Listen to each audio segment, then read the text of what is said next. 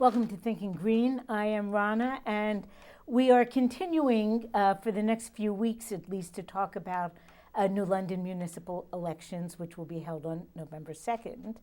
So my guest tonight is Eddie Long, who was one of three guests last week and did get a word in edgewise, but still had a lot more to say. So we'll be doing one-on-ones with our New London candidates, starting with Eddie. So welcome back. Thank you, Rana. And I guess I'm not sure if everyone who's viewing tonight watched last week's show or just some, pull out segments from it. But do you want to talk a little bit about what your background is, what you've been up to, and why you're doing something crazy like running for office? Yeah, absolutely. I have been involved with arts my whole life. I like to think I'm an artist. I don't get to practice as much as I'd like because of some of the other stuff that I'm involved in, which is what you asked about. I do sit on the New London Arts Council. I love the Arts Council. It's committed to serving a vibrant, inclusive arts community here in New London. But more specifically, it really is sort of a great communicator between the city, the municipality here in New London, and its arts community, which is most of its general community. And so I really cherish my position on the Arts Council because I feel like I get to speak for my peers here in town, many of which happen to not just be artists, but business owners. They run organizations in town and they volunteer on groups just as I do. And then the other group that I'm very heavily involved in is Public Art for Racial Justice Education, which we refer to as PARJ. It's a mouthful, and there's a lot happening over there as well. Simply, we aim to use the broad appeal of art and education to confront racial injustice. We also want to challenge the idea of what public art means. It's murals, it's statues, but it also can be alive, it can be temporary.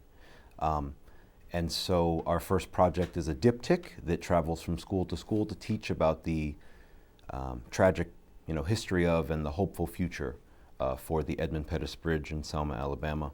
And currently we are working on our sister mural project, which is 4 murals in 4 towns here in the area. New London, of course, is included. And these murals are designed to bring these communities together by featuring a subject from that municipality's past. So we like to think that this personalizes the Sister Mural project because each town that's been involved has had a lot of success in getting people interested in helping with their mural project because it is aimed to celebrate a figure or an event from the past that doesn't get a lot of airtime. So that's a joy for me because telling stories from the past is important to me. I really do love history, and it's a cliche, but there's a reason they're cliches. If we don't know where we were, we are not going to know where we're going. And I really just like to always be mindful of what's happened in the past. Sometimes there's mistakes you want to avoid, but other times there's things you can remember that worked. And I like the idea of calling back some of those ideas and kind of brushing them off and breathing new life into them. I'm very big into that, and I'd like to do some of that stuff in New London. As you were talking, I was thinking about how Connecticut's, municipal government really divides us. There are 169 towns in Connecticut, and every town does things its own way, right, and looks out for itself. And there are some regional activities, but Connecticut's government is not organized really to encourage towns to collaborate and work together. Right. It's set up that each of the 169 is its own little turf. Well, that's a really great point. I have been talking with some municipalities in the last year or more, working with PARJ as their co-chair, and you really do learn a lot. New London and Old Lyme are very different towns, and the conversations that I have with our elected officials feel very different than the conversations I have with the elected officials in other towns. And it's nice to see examples of how other areas are doing things. And so this is kind of what sparked in me the desire to take a different approach to what we do here. I mean, the Art Council kind of shaped me into that as well, because that is in fact what we're doing. Like I said before, the municipality in any town speaks its own language, and the citizens usually don't know that language. Right. And I can speak for artists right now when I say we don't speak that language. And we have our own language. We have our own interests and our own focuses and our own beliefs about things and our own approaches. And so the Art Council allows those two segments of society, the municipality and the people, to communicate a lot better, and I like that. And Parge pushes it a little further and gets the municipalities to do things inside the community. Now, was the Arts Council formed in response to like the whole sustainable CT initiative to create equity and create more resilient communities, or is it a separate entity? So, yes and no. I won't say it was absolutely informed, or it was absolutely a result of that, but our community and its thinking about what maybe was needed was certainly informed by that conversation. But I love the story of the formation of the Arts Council because it starts with the New London artists. I would give credit to the City Council if they said, hey, we should have an Arts Council. Let's do it. This initiative, this idea comes from the arts community and was presented to our City Council. And to their credit, the City Council and the mayor were on board. I mean, it's kind of objective in a town like New London that we should have an Arts Council. And, you know, that's a great point you make, that very often, not just when it comes to the arts, the great ideas and you know, the thoughts on what the city needs do come from the people who live here, but it's also important to have elected leaders who have the power to implement it, to be listening to those community members. Sure. I mean, in New London, there is just, the arts is an obvious influence on, like, not just our economy, our lifestyle as a result of being an influence on our economy. It's our culture, it's our legacy. We've always been a creative community, and it's growing, it's still growing. That segment is. I just like to remind folks that, you know, during the pandemic, in the throes of quarantine, we lost some businesses. We lost my favorite place to go downtown is closed now. And that's all due to the pandemic. And, you know, some other restaurants, all of the restaurants have been struggling. But, you know, we've lost some businesses in the pandemic, but here come the artists. In the last year, a tattoo shop opened up. And inside that tattoo shop is an art gallery. That's on State Street. Make the right and go down Bank Street, and that's, at the end is Creative Connection, which is, you know, essentially a marketing firm, but they work with video, they work with graphics, and it's run by artists. So again, in an economic downturn induced by a pandemic does not scare artists. And that's why the city needs to take them more seriously and show them respect, because they're ready for this fight. And I heard the city, I've heard the city say that they want to make arts the calling card of New London. And that sounds really great. And I'm glad they said it, but that's going to require some specific action. And when we see the proposed budget, I don't know that arts is front and center. And I don't know that they think it should be. So if a person looks at your literature, and I'll hold it up, and obviously the viewers cannot read it, but we will talk about it. And but the theme of it is the case for having an arts-based person on city council. Oh. So yes, so we. I'm not saying we have never had anyone who is an artist on city council. I can't recall one way or the other. But why do you feel like it's so important to have that arts approach and the connection and the focus on art represented in our government? Well, if it ain't broke, don't fix it. I yield my time.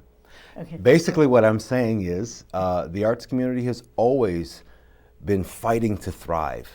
That's an energy that they don't lose, they haven't lost, and the city needs to jump in on that. They need to expose themselves to that. It's lip service. It's lip service to say we want to invest in the arts community if you're not going to actually do it. There's examples of things like that. They like to say that they're going to approach something, but you have to follow up. You have to follow up because we're going to remember that you said you were going to do something and then you didn't follow up. And so with arts, to answer your question, I've said this before and I never get tired of saying it.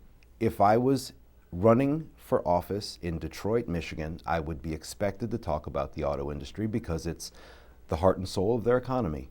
And if I didn't talk about it, I would lose. In New London, the arts is a humongous factor in our economy. And if I'm not talking about it, I deserve to lose. It just happens to be central to my campaign because that's where I come from. And I'm working with the arts community every day. Every day. If I wake up on November 3rd and I'm not in the city council, I'm still going to be the co-chair of a public art groups that wants to fight racial injustice. I'm still going to sit on the New London Arts Council and fight for the artists in this town because they're going to be front and center when it comes to our recovery. And it's kind of been a theme of the New London Greens for at least the last 2 or 3 years, to look at how city funds things more than look at what kind of accolades or certificates or lip service you give to something. That where you put your money is really what shows your values. Yeah, absolutely. And this is just simply not only a political thing. I mean, this is just, it's follow the money. It's where you spend your money is where your interests are. You can find out about somebody really quick if you knew where they were spending their money. And that is absolutely true of the city government. And it's just, I want there to be a systemic focus. We can dress some things up in the short term. That's helpful too, but again, the follow-up is what really matters. And I just want to talk about that actually for a second, because this is prevalent in New London, where there's a quick fix. Now that's a bad phrase, but it's not a quick fix if you follow up. If you quickly fix something and follow up, then it becomes a short-term solution, right, on the way to a long-term solution. So the example I would give is coming up with funds and a program to fill our shop fronts. That's a great idea. That's a great idea. But it feels like now that there's something in those windows, we can look back over here and not think about how they really actually need businesses and people in them. And so it's a bit of a deterrent. And so again, the quick fix is not inherently bad. It's good if you follow up. It becomes bad if you don't follow up. And actually, we have many examples of things in New London that were not followed up in that way. I'm reminded, when we first started doing this show, it was 2004, and one of our earlier guests was James Stidfall talking about the hygienic. And one thing we did talk about was that, 20, 25 years ago, downtown New London was going through kind of a crisis.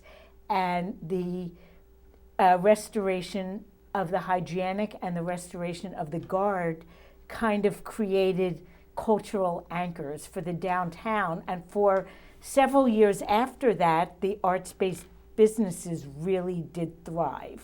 Right.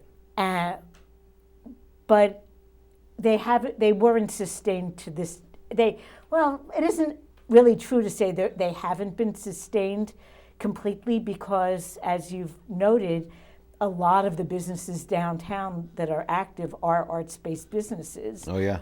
But I guess the potential of that beginning, we have yet to see in the future. Yeah, and when you talk about how many of our businesses are arts-focused, in New London, it's over 40%. And so the way I always think about percentages is, think of 10 individuals standing in a row. and we are meant to ask them their opinion of something. And we know that 4 of them have the same opinion. We have to consider that opinion. We have to consider that opinion. And that's really how I think about the percentage of arts and its importance in New London. It's a blinking red light. There's so many blinking red lights. And they seem to be obvious, right? But then the question has to be asked, why isn't the city council seeing it? And I don't want to quickly assume that it's because they don't care. I think that they may not just be noticing, and that probably just means they're distracted. That could look like a lot of things, but I really and truly feel that way, that maybe just enough has been done that they feel like we are focused on that. And I want to be clear here that that's why I think a candidate who is so committed to championing the arts is important in New London, because the other councilors may not be artists. Some of them are very invested in our arts community, and that's wonderful. And I've given them the credit for that, to their face. But it's about involving the arts community in. If I get on the city council, we're all going to be on that council, because I'll constantly check in with the people that I'm regularly in communication with now because of what's happening around the city and things going on. Now, I guess it might seem like a weird connection in a way, but I know that one of the issues you've talked about on your literature and in conversations is housing, Mm-hmm. and it is a concern that of mine and many artists, I imagine, that as some parts of the city get very upscale developments approved, and some of them have been big, apartment buildings. Some of them are tiny little shabby lofts on second and third floors of downtown buildings that are being turned into beautiful luxury apartments. Artists usually, at least while they're alive, are not making a lot of money. So they need places to live that are affordable. So how do we keep them here and at the same time, bring more funds into our downtown? I'm glad you brought that up. It's a tough thing to say. Because it's their life. And,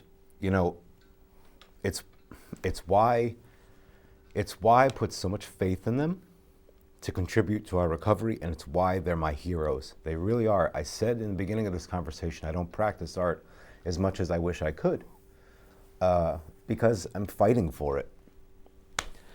I wish, like many artists in New London, that I could devote my time to my art, my craft, and have the result be that my electric bill is paid, that there's groceries in my fridge, that I got clothes that I want, my car is taken care of, right? My cat has all the food that they need. But it doesn't go that way. And so some of them are balancing part-time, full-time positions with their art, not to mention the community organizations that they're involved in. They give their time to. And so I just wanted to put a spotlight on that specific aspect to what they do. They're heroes. They don't stop fighting, like I said, and I wish that I could devote all my time to that, but I just can't. I'm just not set up for that. But they are, and it's enviable to me. And so I would like to afford them the benefits that they deserve, that I know are available to them. Now, before these ARPA funds came in, we were on a shoestring budget, because we're a municipality in America. Not because we're New London, not because of anything else. And so with these funds coming, it's so important to get extra thorough, to think twice about where this money is going. And that's what I said before, systemic. Systemic means you don't always see the issue, right? Just like with systemic racism. It's not in your face, so you may not think it's real, but it's on my mind, so it's real. with the problems that the city are having and they're not seeing things that they need to invest in, I think that somebody like me is in a good position to constantly remind them of what, you know, some of those individuals are going through. And I'm foolish enough to think that if we devote enough time to those artists and their needs and really invite them to the table, and to the city's credit, we are forming a cultural district, which comes with it a cultural district committee. This is a good step. But they are a body of individuals who are, you know, they can go as far as their imagination can take them if the city helps. So I don't want that cultural district committee to wind up in the same boat as some of our other cities' initiatives, which is, we've done this, it's being addressed, this is self-sustaining, you don't need any more help from us. Yeah, we've checked off the box. Yeah, we've checked off the box. And so, yeah, just to put a bow on it, I'm glad that you brought up that economic plight of the artist, because although it's true, they still persevere. They still persevere. We need to copy them. Yeah, and it isn't just housing, it's studio space, it's rehearsal space, it's performance space. Yes. You know, it isn't just that they need a place to live that's affordable, they need places to work on their art. I got myself off topic. We were talking about housing. We were. So how does housing tie in with arts? How are the artists affected by, you know, our housing policy, et cetera? Well, I said that, you know, a good portion of our community major is the arts community. And so anything that affects our community is going to be felt by the artists. It kind of goes without saying. You know, if people aren't able to find homes in New London, that certainly includes artists as well. But our housing policy reflects an approach that is taken with business. So with business, it's tempting to go for the big fish, right, and not get in the weeds with the little guy. Although you Sure, do, seems easy. although you do expect the little guy to be on time with his taxes. But I'm just saying that we should be looking down at what's around us before we look beyond our borders. The apartment complexes that you were talking about before, they are certainly big fishes. They are beautiful. They're stunning. You know, they're clean and new. They're impressive if you're driving by. It looks like this part of the town is really being dressed up. And that's wonderful. It seems like they get a passing grade on that. But that's still all just cosmetic. It's cosmetic because it's the part of the initiative that you can see. Those apartment complexes are self-described as affordable income or affordable housing. Somewhere. Right. The ones that are, if you go to their website, and I recommend you do, have different size apartments and a small studio. I have to say small studio because that's their phraseology, is $1,000. It's actually $1,100. We're all familiar with Star Street here in New London. Also Right. gorgeous for a different reason. It's very, Right. it's historical, and it is gorgeous. I had a studio apartment some years back on Star Street, and it wasn't even $600. So what, you know, I just want to understand the thinking, because it seems to me, sure, there's people in New London who make more money than me, but how can I not, as a citizen, be expected to look at it as it pertains to my own circumstance, right? There's people who make plenty of money for that, and when they hear the phrase affordable, they don't blink twice. They don't, it doesn't matter. When I honestly laughed out loud when I saw that on the website the first time. I did, because I know what I'm capable of doing, and I just thought to myself, for a studio, this is not right. And so, again, maybe there's people who can afford it, but I am skeptical to just put the broad brush and call it affordable housing, because I really want them to be clear about who. They should actually say affordable for this income bracket. They should say that. And I think actually when some of these things have come to the zoning commission, they are billed as being located to be an attempt to get people who work at Electric Boat or at the hospital, who are two big employers in our city to get them to move to New London rather than drive their car to work. And Right. it's and as such, I'm all for it. But what you described is very similar to what my son, who now lives on the West Coast, went through. He was renting a small 2-bedroom apartment in my neighborhood near the hospital, and I think for a single guy, he was making too much money for an affordable apartment. Right.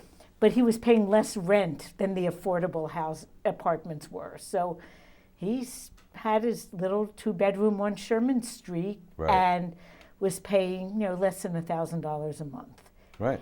So I think that we are sort of, what we're doing is great, but what we're neglecting, we shouldn't be neglecting. There are a lot of old houses in New London that could have perfectly adequate apartments for people that would be affordable, but they're maybe not quite up to code, or they might have a little bit of lead or asbestos remediation.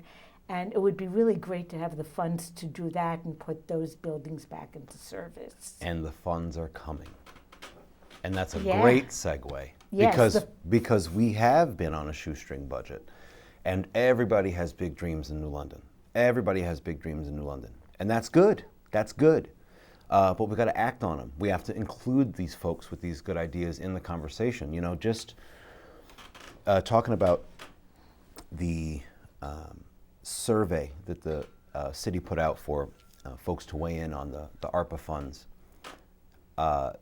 If you go through and read the suggestions, I'm just going to say this, it sounds like my platform. It really does. It sounds like different versions of what I want to say. And I just think that says a lot, because what I want to say now in this campaign is what I've been hearing my peers here in town say for years. And so the city gives them a chance to weigh in, and of course they say that. And when you see things, people in town, I don't know if they're business owners, there's no way to tell with the way it's configured, they just have, and I appreciate that they give you the full quote. You can see Right. everything the person said. I found my quote on there, and I can tell you it's verbatim. But when you see those different ideas and you keep hearing them over and over again, it's discouraging. It's really, really discouraging. And with those funds being on the way, I mean, this is it. Some of that money's got to go like in the cracks of our sidewalks and in the potholes in the street, and go from there. Don't buy another humongous building. Don't buy another humongous building before you really can look and say, you've got everything in place, you've got programs in place to address these things, and of course, follow up. Follow up. I get nervous. We have two parties that are quite comfortable in their role in town. And I was listening to an old interview today with Jill Stein, and she made a good point. There was pushback from the interviewer that was trying to make her feel like she should understand that with such a small percentage of the electorate, what do you care you're not on the debate stage? Doesn't it make sense to you? No. No. I don't care if 2 people support me. They're Americans, they pay taxes, and they can vote. You know what I mean? So their voice matters. So find somewhere for them to go. It's just not okay. It's just never okay to say, well, this is a small enough group, so it doesn't matter. Because you know what there's a small group of? Maybe there's a small group of addicts in New London. Maybe there's a small group of black people in New London. And do they get that same treatment? There's not enough of them, so what difference does it make? And I'm not saying that that's how those two, addicts and black people and other groups like that are addressed by New London. I'm just saying that with the Green Party being such a small segment that's represented as such a small segment, it's hard to really know how many people subscribe to the things that we want. I bet if party labels were left off of platforms and people got to see the platforms of the different parties without the association of what label was attached to them, there would be a lot who found the Green Party most similar to what they were thinking. It's true, and I have to make this point too and say this, bluntly this way. I'm adamantly against a two-party system because I'm adamantly against the idea that you can't speak for your community unless you've stopped by this group first to get their approval, or, you know what I mean? It's kind of weird.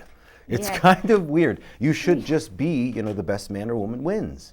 Right. And, how do you encourage things like that? I mean, good luck, trying to veer away from the two-party system in a hurry. But I just find it interesting that somebody who's so adamantly against the idea of only two options feels so at home in the Green Party, because this is what we're talking about. We're here. I won't have somebody tell me I'm insignificant because my yard sign is green instead of blue or red. Oh, and by the way, the yard signs are beautiful, thanks to Eddie. So they should be popping up all over town. Well, we hope so. And you can come and ask us for yard signs whenever you like. In fact, is this, Yeah, tomorrow, actually, we will have people in the office at 312 State Street, formerly Devs on State, and before that it was Hannafin's. It is between the Drunken Palate and Draft Choice. And great across, location. and across from the Guard Arts, that's right. And we'll have people there from noon to probably 9 p.m. Yep. And a sort of formalized program, snacks, speeches, music, from 6:30 to 8:30 or 9. So everyone, especially New London voters, we'd love to see you. Sure. We welcome everyone, but it's a free event. You can pick up yard signs. You can meet the candidates, and we hope to see people there. Yeah, absolutely. And it's absolutely. a fun space. Well, I have a few slides, and Sure. and I'm going to go through them quickly because I'll have to give up the It's a laptop. red screen. Oh, maybe I don't have well.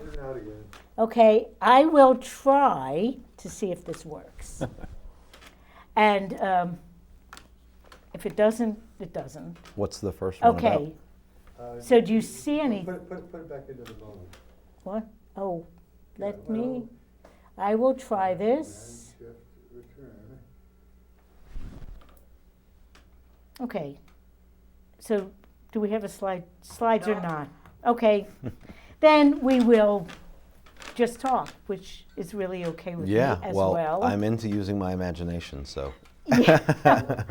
Okay, one of the points that you make is on your literature is that we have to be concerned and take care of people's mental health needs, and that is an umbrella that covers a lot of things. Do you want to talk about why that's like one of your 5 main issues? Sure.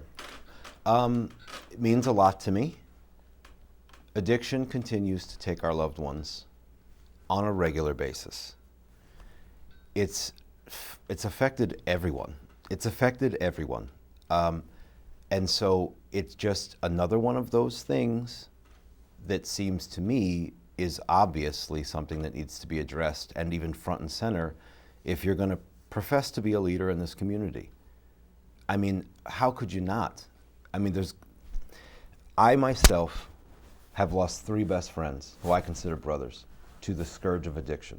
And just recently, another friend of mine, weeks ago. So it's ongoing, that goes without saying. But addiction, we know, is always the result of something. It's not, you Wow. we have slides? Yes, but you can finish your sentence. Oh, okay. Well, I just want to be careful here. Addiction is not the start of something. It's always the result of something. Last time we talked about trauma, and that's true.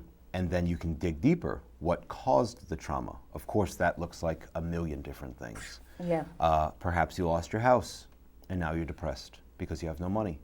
And perhaps you're so depressed that you have an issue with your marriage, and now the wife and kids are gone, and so is your home, and then you pick up the bottle or the bottle of pills. It's such a common narrative, and it's shocking to me that it isn't always on our elected officials' minds. When you think about how someone could be affected by addiction and succumb to the curse of it, you immediately jump to, how did this start? What are they upset about? What are they sad about? What are they numbing themselves from? That's mental health.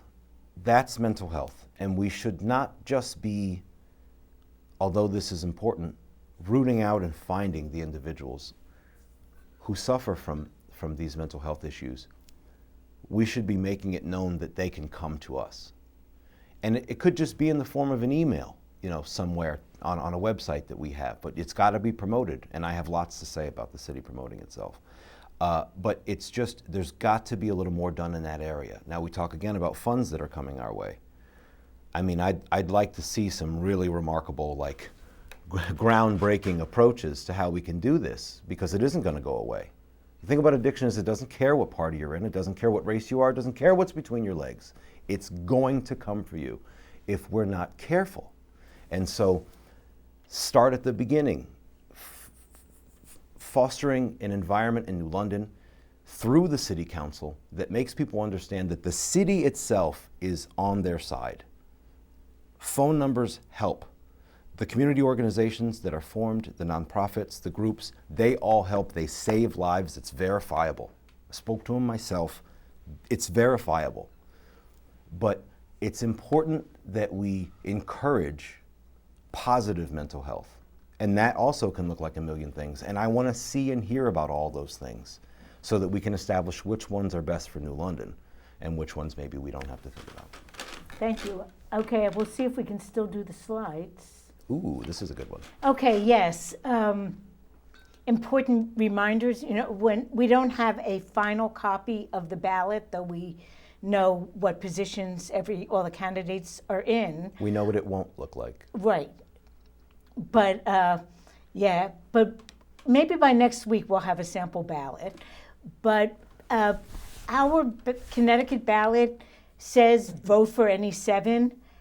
But really, it looks like you have to vote along party rows or lines, or that people in the same column are running head to head, whereas people at the end of the column, there might just be one stray name there. So people have to know when they're voting, you can vote for up to any 7. You don't have to vote for 7. You don't have to vote for the person, people only in the party you are registered in.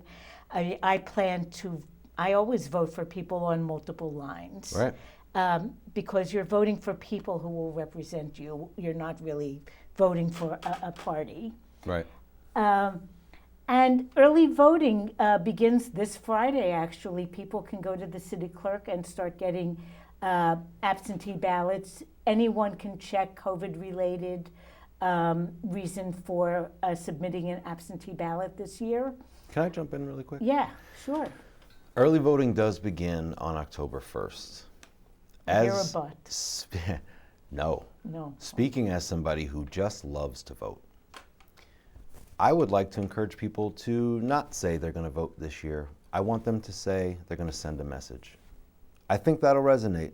I really do, because from conversations in Zoom calls, when you read the printed reaction to the city surveys, and in comment sections on Facebook, everybody wants to send a message. I don't want to sound rude here, but I think they may not be remembering that a good way to do that is to vote for the Green Party. Now, I don't want somebody to do this out of spite. I want them to understand that there's going to be results yielded, because we want to bring that message. We really do want to do that. We really do want to represent. It just feels like this. It just feels like, because we haven't seen that much coverage and exposure for Green Party candidates, that we are at a disadvantage. We're at a disadvantage. I just We're want on road D. Thank you, because that's the point I was going to make. Politics is a little weird sometimes, the traditions we're expected to follow.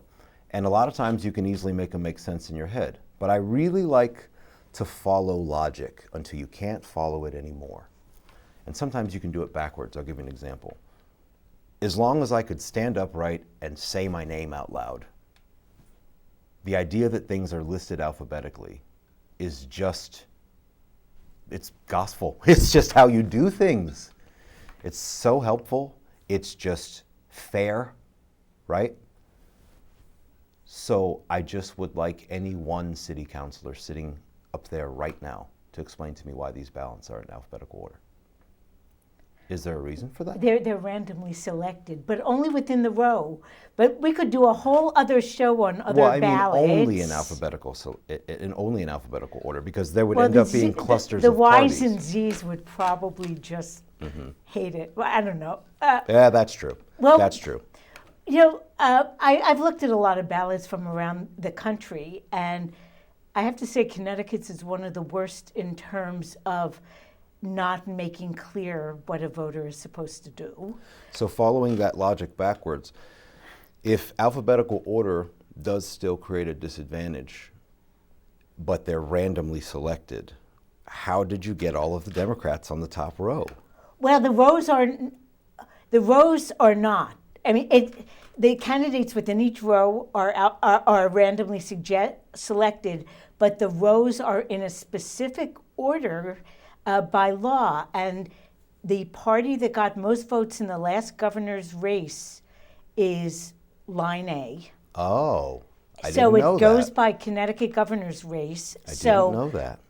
right now, this year in Connecticut, row A is the Democrats, row B is the Republican, row C is working families, and row D, and we did not have a Green Party candidate for governor. Right.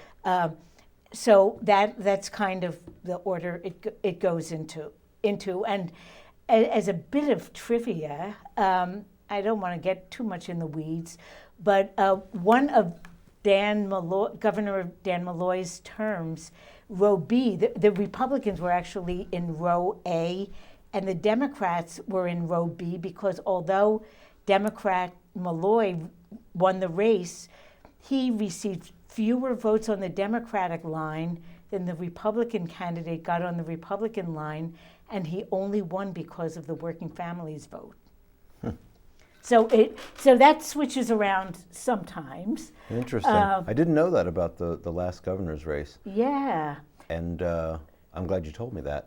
I just feel like I like to just challenge things, because Yeah. it just seems off that Yeah, they would some all things be seem like clumped they're together cast like in, that. in stone, and they should be random, but I mean, how much time do we have? Can we get really radical? What if there was no letters in front of those people's first names? What if it just said names? Oh my gosh, no one would know what to do. Some municipalities do indeed, and I think you can take the computer, Bob, for later.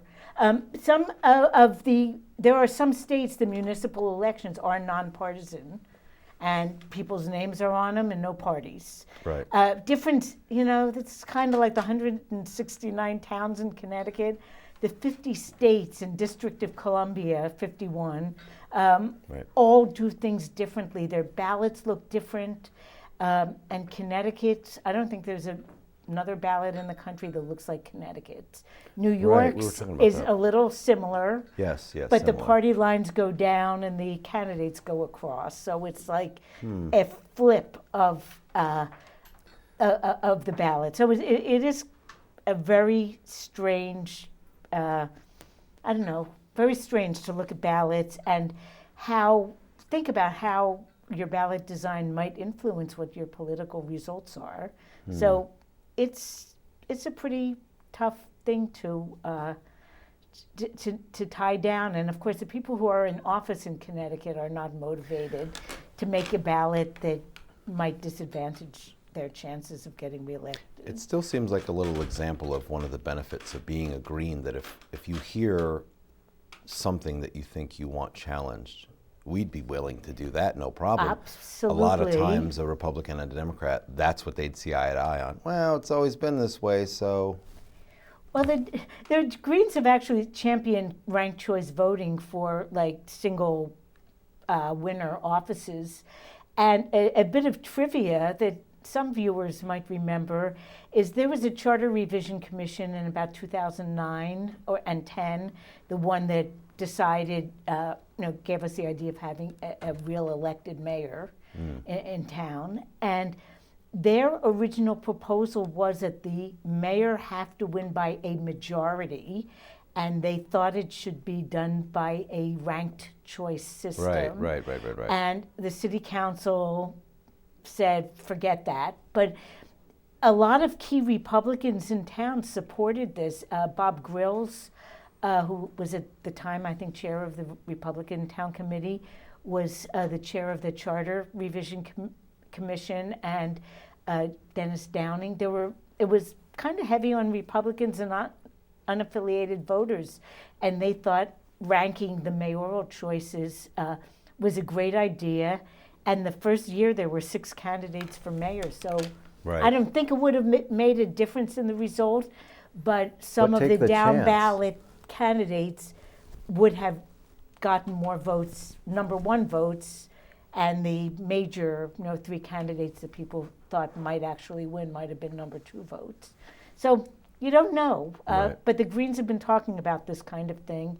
And I think that does point to one reason why people run Green Party. And it goes back to something that Jill Stein said also. There are some things that just won't be said if the Greens aren't on stage, or the Right. Libertarians aren't on stage, or the Peace and Freedom Party aren't on stage. Because though the Democrats and the Republicans are polar opposites in some things, in some ways they're actually kind of similar.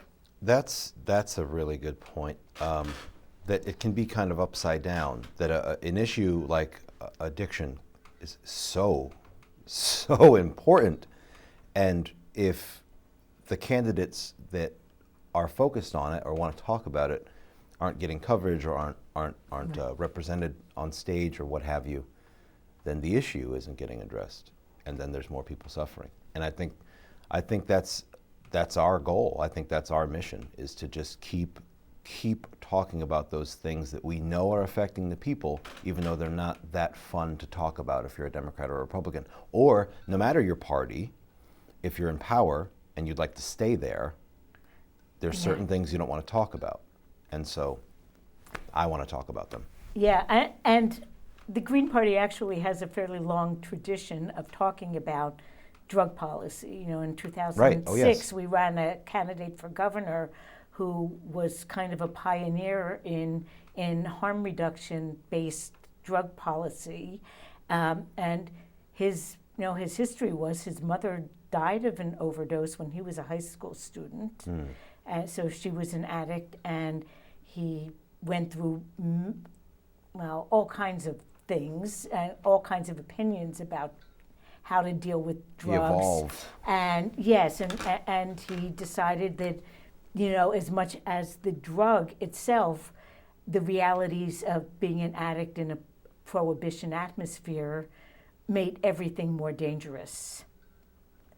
It does. Yeah, It really does. And that's one of those things. There's so many aspects to the scourge of addiction that I can frankly see why a politician who wanted their job to be easier wouldn't want to dive headfirst into that subject. But I don't want my job to be easy. I want us to be successful. And so that means we have to have the hard conversations. It's another thing I heard when I was a kid.